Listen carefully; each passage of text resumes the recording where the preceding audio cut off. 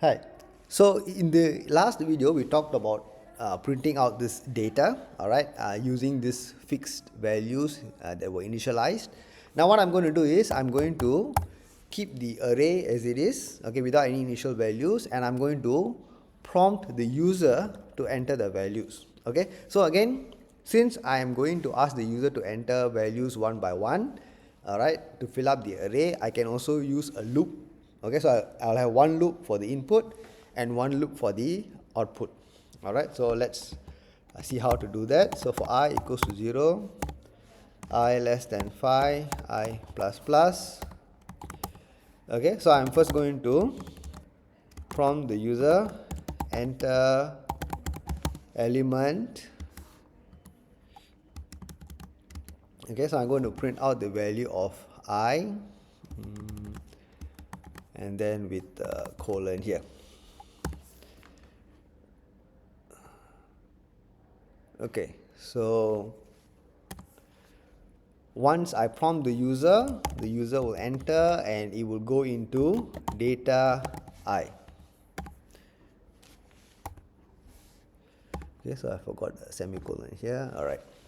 Okay, so basically what is happening here is this first loop is going to run from 0, 1, 2, 3, and 4. And with each iteration of the loop, I'm going to prompt the user to enter the element, okay, 0, 1, and so on, and whatever value is captured will go into data I. So the first input is data 0, second input is data 1, and so on.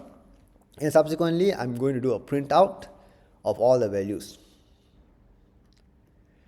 All right, so let's run this, all right, and see how it looks. So enter element 0. So I'm going to just 1, 12, 23, 34, 45, 56.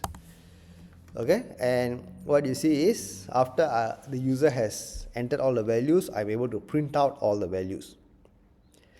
Okay, so this is basically sort of reiterating that very important concept that arrays and loops always go hand in hand. All right, so when you have an array, all right, to access the data, all right, whether you want to update it or whether you want to print it out or do some manipulation, you will always see that using loops is it's a very efficient way of doing it.